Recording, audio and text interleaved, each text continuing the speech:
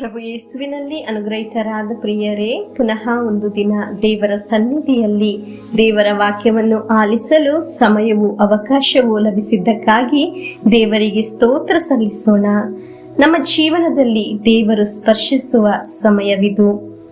ನಮ್ಮ ಪ್ರಾರ್ಥನೆಯನ್ನು ದೇವರು ಆಲಿಸುವ ಸಮಯವಿದು. ನಮ್ಮ ಕುಟುಂಬವು ಇಂದು ದೇವರ ಪದ್ಧತಿಯಂತೆ ಅನುಗ್ರಹಿಸಲ್ಪಡುವ ಸಮಯವಿದು. ನಮ್ಮ ಕಾರ್ಯಗಳೆಲ್ಲವೂ ಇಂದು ಅನುಗ್ರಹಿಸಲ್ಪಡುತ್ತದೆ. ಇದು ದೇವರ ಪದ್ಧತಿಯಾಗಿದೆ ಎಂದು ವಿಶ್ವಾಸಿಸೋಣ. ಡೈಲಿ ಬ್ಲೆಸ್ಸಿಂಗ್ ಅಲ್ಲಿ ವಾಕ್ಯ ಆಲಿಸುವ ನಿಮ್ಮೆಲ್ಲರನ್ನು ನೆನೆಸಿ ಪ್ರಾರ್ಥಿಸುತ್ತೇನೆ. ಆಮೇನ್, ಹಲ್ಲೆಲೂಯಾ. ಇಂದು ನಾವು ಆಲಿಸುವ ದೇವರ ವಾಕ್ಯ ಶ್ರದ್ಧೆಯಿಂದ ಆಲಿಸಲು ಪವಿತ್ರಾತ್ಮರು ನಮಗೆ ಸಹಾಯ ಮಾಡಲಿ. ಸಿರಾಕನ ಗ್ರಂಥ 11ನೇ ಅಧ್ಯಾಯ 12 ಮತ್ತು 13ನೇ ವಾಕ್ಯ.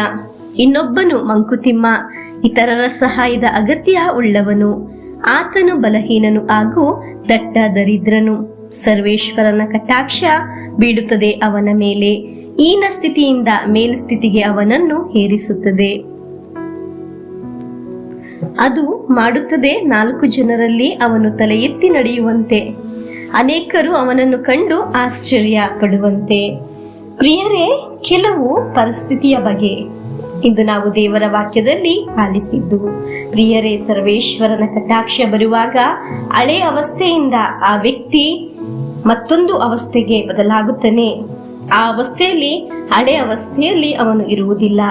ಯಾವ ಹೀನ ಸ್ಥಿತಿಯಾದರೂ ಅಲ್ಲಿಂದ ಮೇಲೆ ಎತ್ತುವ ದೇವರಿದ್ದಾರೆ. ಹಲ್ಲೆಲೂಯಾ.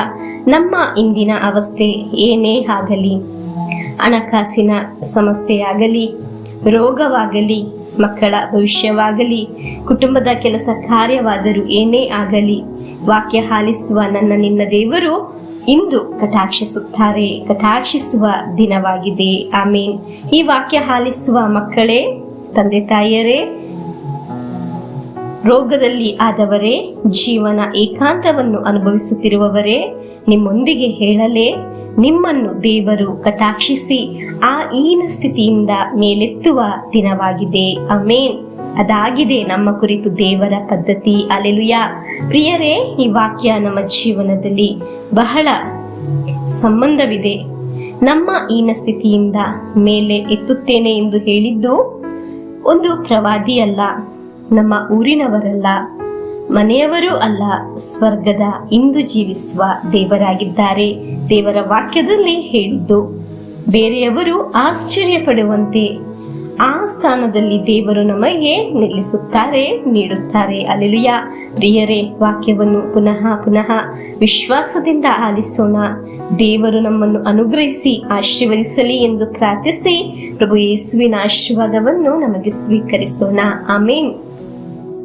ನಮ್ಮೇ ಪ್ರಭು ಯೇಸು ಕ್ರಿಸ್ತರ ವರಪ್ರಸಾದವು, ದೇವರ ಪ್ರೀತಿಯು, ಪವಿತ್ರಾತ್ಮರ ಅನ್ಯೋನ್ಯತೆಯು ನಿಮ್ಮೊಡನ ಇರಲಿ.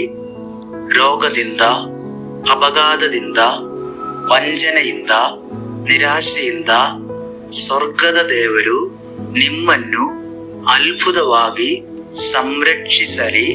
ದೀರ್ಘಾಯುಸ್ಸು, ಆರೋಗ್ಯ, ಸಮಾಧಾನ, ಸಂತೋಷ ಉಂಟಾಗಲಿ.